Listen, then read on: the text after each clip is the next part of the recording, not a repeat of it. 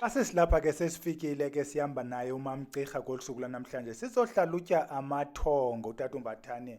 Asinaye ngenamhlanje kolusuku lwanamhlanje ndihamba nomamCirha ngethemba loba sawuphinde siphelele kungekudala imeko zihambe zenza uba abantu bangapheleli kodwa kuyawuthi idibane wena lento ukuba ayide idibane sisenoyijika yonke lento siyiqala ibe into yimbi siqhube siye phambili. Namhlanje ke is Sunday, is the 28th of February, lolu suku ngalo esesihlalutye ngalo amathongo. Sifuna ke wonke umuntu aphose sivivaneni ukuba xa kuhlalutywa akutolikwa, xa kuhlalutywa abantu bazazi ngozazi ezi zinto ukwenzela ukubana wena othi hayi ayibikho njalo kulethu ikona kuba kaloku nabantu bahlalutyelwayo basuka kwikona ngekona mhlawumbi omnye uzawuncedakala kukuhlalutyelwa okanye yi-addition from your contribution. Contributor ke apha ngasezantsi ukwenze basikhule sonke ngokulinganayo. Yiloo nto sithi ke wena mntu osandufika kweli khaya wena osandulibona ukuba uyithandile lento iqhubayo apha ithi like uthi share, you just copy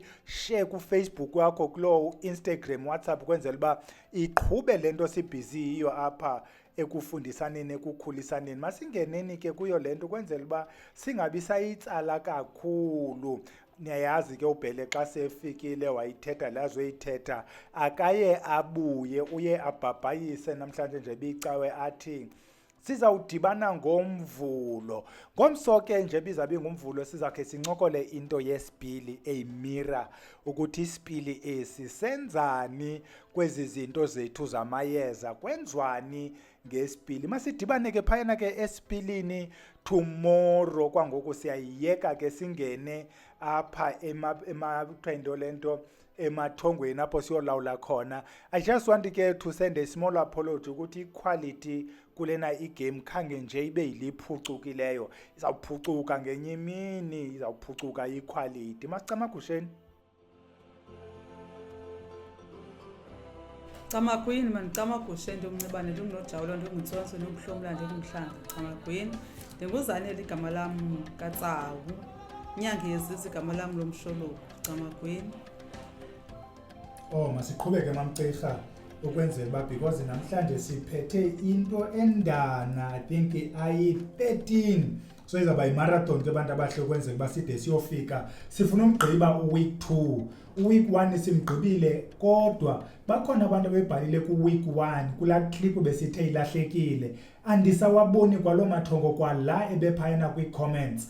Wena mntu ububhale phaa kuweek 1 waze waphendula siyacela uba khawubhale kulena ivideo so that sibuyele kula mathongo akho sesendiwakhumbula nje kuba bendikhe ndawabona kodwa xa siwajonga sisawaboni.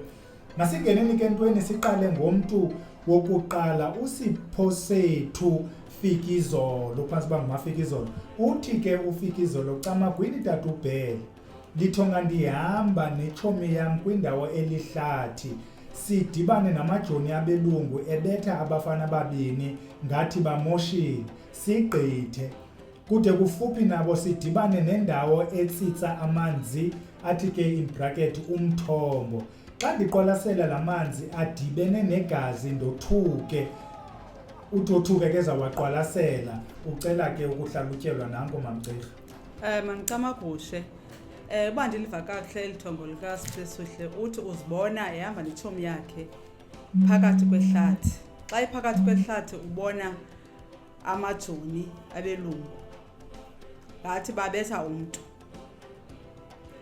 Camagwini ke abantu abadala amajoni ngokwethongo thina siwathatha ezisihlwele. Ezihlwele uSipho sethu uzibona sisengitheni kodwa ke nje bazibetha lo mntu nje akho mntu yazi ubethelwa ntoni nalo mntu and bona into abayibona bona begqitha ayonto baka mhlawumbi babetha umntu wasemlungu lakhe mandithi umntu wako kwabo umzekelo babona nje bona ezihlwele zisengetheni zibetha lo mntu. Xa begqithela phambi kwabo bathi babona umthombo. Kulo mthombo bawubonayo bathi bawubona utsitsa. Ngokolwazi lam ke umthombo andiwazi xa utsitsa.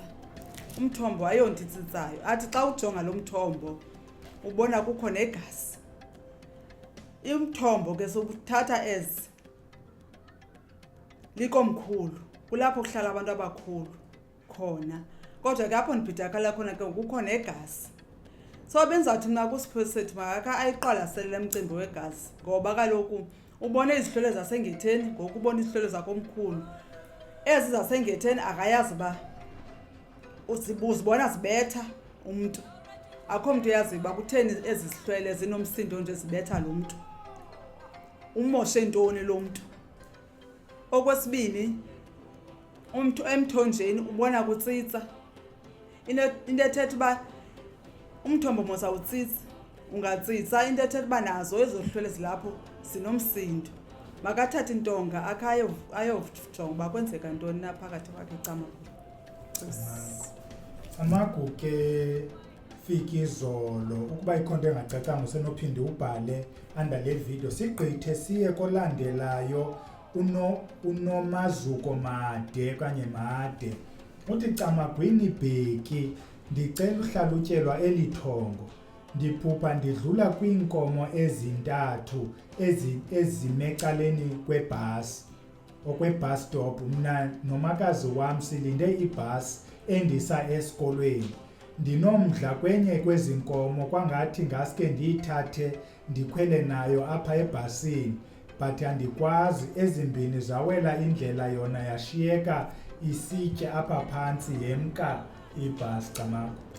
Camaguhle xa ndiza kwelithongo likanomazuko uthi nomazuko ukwi-bus stop mose xa use-bus stop yema ulinde ibhasi uthi uhamba nomakazi wakhe umakazi wakhe ngumntu wakulo mama njengoba elindile ke ngoku umakazi umsaphi umsesikolweni ubona ke ngoku ezi nkomo zime apha ecaleni kwebhasi uthi uba nomdla kwinkomo kwezi nkomo zintathu azibonayo ikhona le ayiqapheleyo yena waqonda uba ngasikayithathe ahambe nayo akhwele nayo apha ebhasini Camaguhle nomazuko apho mandiqale khona mandithi okokuqala inkomo zizihlwele okwesibini uhamba nomakazi umakazi ngumntu wakwelicala lakulo mama okwesithathu umakazi ukusa esikolweni kulapho ke ngoku uyofunda khona kuyafundwa mose esikolweni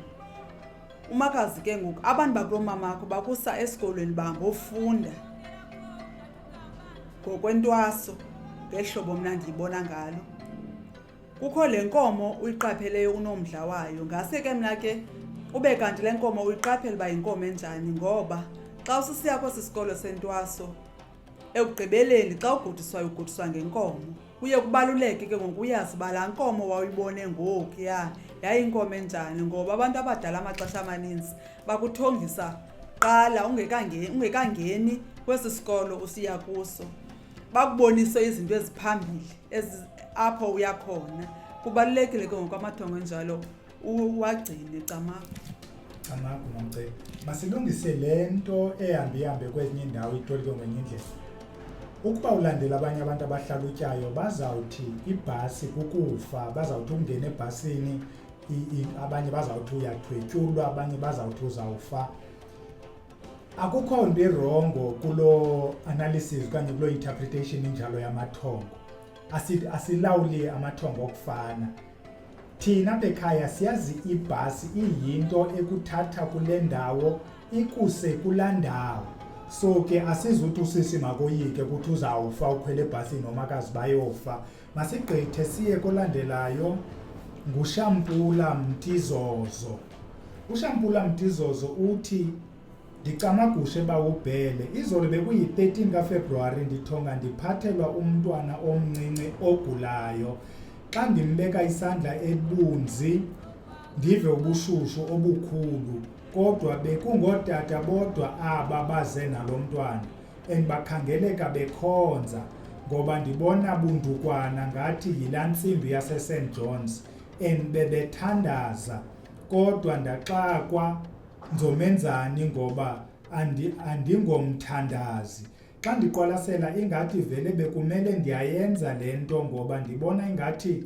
ndikwindlu eyodwa kwezinye nothi le endilala kuyo Camagu. Camaguhle xa ndizawungena kweli ithongo ubona ootata bemzisela umntwana omncinci. Ngamanye amaxesha ke abanye abantu asito njengoba ebesethile ubhelo asitoloki ngokufanayo. Abanye abantu xa babona umntwana ethongweni bathi yimpundulo. Kodwa ke ngeli xesha ke kuthiwa lo mntana ungumntana ongekho right. Umntana ongaphilanga. Uthi abatata bayamnika lo mntana xa esiva yena ubushushu uvala kuba ubushushu lo mntana ubushushu kakhulu. Kodwa into embhidayo aba bantu bamnika lo mntana ngabantu abangabathandazeli ngoba ubona le nduku ishayinayo bayiphethe ingathi yase St John's. Ithi ke ngoku lento abatata bayamnikezela ba makanyangwe nguye, makathandazele nguye ngoba bambona engumthandazeli, banikezela kuye ba yena unamandla angaphezulu kwala wabo kuba bona seyingabantu abadala. Yena mntu mutsha ke makaqhubekeke ngona lo msebenzi bebewenza bona wokuthandazela. Camagwini. Sigqithe siye kuDumidumza.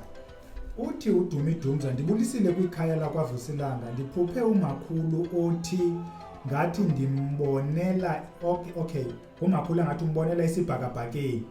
Ngathi ndimbona eTVini ethwele iqhiya emhlophe. Wathi kumyeni wam ucela andithengele ibhokhwe emhlophe ndiphothube ngoba idlozi ndilivumile nalo lindivumile. Kwaba ngathi ndiyayibona nyani esibhakabhakeni lebhokhwe emhlophe ithi wendothuke. Camako. Mancamakhuhle. Neli thongo licacile ngoba umakhulu lo ambonayo usisihlwele sakhe. Umbonisa le bhokhwe. Uthi le bhokhwe umbono wayo umhlophe. Ithi ke ngolento kubalekile ezinto abazibonayo apha emathongweni. Umuntu ayigcina ba le bhokhwe yibhokhwe enjani. Uyamnika ke ngoku uyayibona uyamnika le bhokhwe. Ibhokhwe ke isithina sisebenza kwinto ezininzi apha esiXhoseni. Ibhokhwe siyathwasa ngayo, yenze ngayo imvuma kufa. Ibhokhwe yokwenza imbeleko. Ibhokhwe yokuchitha intsimbi. Amaxesha amaninzi ke apha ebugqirheni sisebenza ibhokhwe kwimisebenzi yobugqirha Camagwini. Khosi.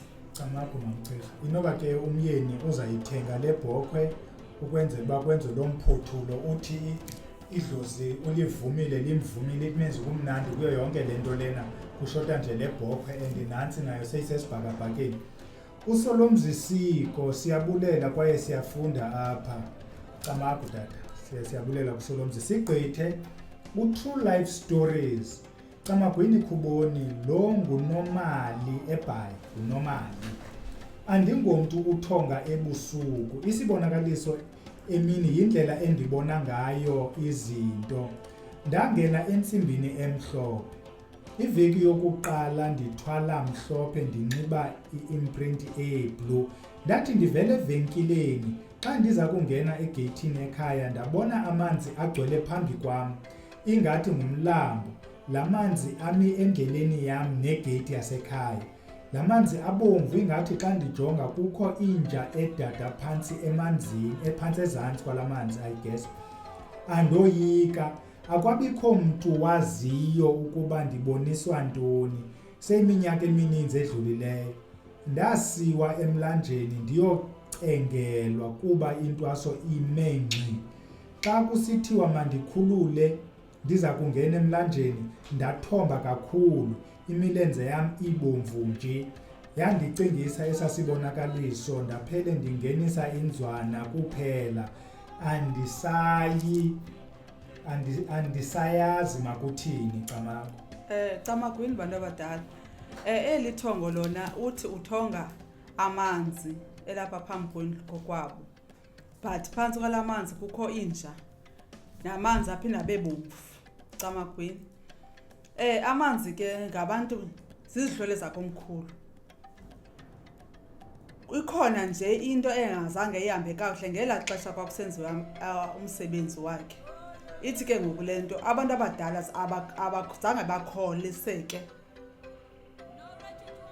lelo hlobo wenziwa ngalo Camagwini. Camako True Life. Uthe ngubantwana uTrue Life uthe unguNomali. noma lingathi nyhani ikhona into engazange njengoba nawe usitsho ukuba izinto zemanqi uyabona ngoku njengoba into zakho zimenqi nakho ngoku nabantu bakomkhulu sebekuvalela indlela ngokuyongena ekhaya it means wena uzawuzibona sowungaphandle kwegate uzawuzibona ungulo mntu uhlunyuka uhamba uthwasa ungagqibi laa nto besiyincokola ngoba besithetha ngemimoya khawukuzama uyimela ngeenyawo le nto kuba nje besitsho uMamCirha ezi zihlwele ziphele ngoku zibomvu it could be elithongo libomvu elidominator elifuna ukukhuphela ngaphandle kweyadi elifuna ungangeni yabona ngoku ezi zasekhaya izihlwele nazi ziqubha ngaphantsi ngokuzona kanti ayo nature yazo okwakuqubha mosinja yonto yayo ukuzibona ngokuseyifish khawuyimele ngeenyawo le nto ukwenzela uba ingade ihambe ibe yenye into nalaa nto uba uthusiwe emzini omkhulu uzibone sewuthomba yayibomba le nto ibomvu iyakujikeleza ikhona le nto ininzi ibomvu ikujikeleza masigqithe siye kubongani Gumede uthi okunye kuchazani kuphupha ethi mama wami sondela mntanami sesiphelile isikhathi Disemba manje ungathini kimi ngathi ngingekaphenduli ngaphapha Camagwini bantu abadala eli lona ithongo libonakalisa ukuthi ukuba umakhulu umama wakhe lo umbizayo usaphila uxhomekekile uba usaphila nalo mama okanye akasaphili ukuba umama lo akasaphili lithetha ukuthi ke ngoku umbizelanga kuye liphela ixesha lakhe loba aphile uyamthatha umbizelanga kuye kodwa ukuba umama lo usaphila kuyafuneka athathe intonga kayosabela kunye umuntu bakwenzeka ntoni Camako kuthi ixesha liphelile ke bongani so imbi ke uba kuthi ixesha liphelile lide ixesha liyophela ngoDisemba kaloku ixesha famba libe continuous ingathi liphelile ingathi kanti le nto ifuna ukuphelisa ixesha tata kayimele ngeenyawo sigqithe umonwabisi Msutu molweni kwaBhele ndinephupha ndiphupha umakhulu wam umama katata nomnye umakhulu bepheka ulusu nesonka samanzi bandiphakela nam ndivela emsebenzini kodwa umakhulu wam akasaphili enyameni sewasishiya nanku umonwabisi Camako manicama kuhle umonwabisi umonwabisi uthi uvela emsebenzini umsebenzi mose insebenzo umsebenzi xa efika ufika obamakhulu bemphekele ulusu kunye nombhako Camako abantu abangomama ke xa kukho umsebenzi woxhela apha ekhaya bona baye banikwe ezanyama zangaphakathi kuba mabasipheke ngokwabo and then abantu abangootata bona bapheke ezanyama inyama le Camako so uthi ke ngoku ezinyama uzinikwa ngumakhulu wakho into ethetha uba unentsebenzo kungenzeka uba mhlawumbi ikhona into ebekhe wayenza esenzela abantu abadala ngoku ke ngoku indlela bayambulela sendibalela ibanga lihle elithongo lakhe ngoba bayambulela ngentsebenzo ayenzileyo xa bayamphakela ngoba kaloku xa usuka emsebenzini ufika endlini ulindele uba mawuphakele utye Camako bayayibulela loo nto yakhe Camako Mamcirha iphinde le nto ibe yile context sithetha ngayo nendawo esifundiswe kuyo ukuhlalutya amathongo abanye abantu bazawuthi uphuphe uphakelwa ibe wesi le nto yokuphakelwa ihambe ibe nelusu kuzawuthiwa ke ngolidliso elo kuthi uyadliswa hayi ayikho njalo i-context le yethongo iyafuna uba umntu ayijonge kuba nje besitsho uMamCirha ezi zinto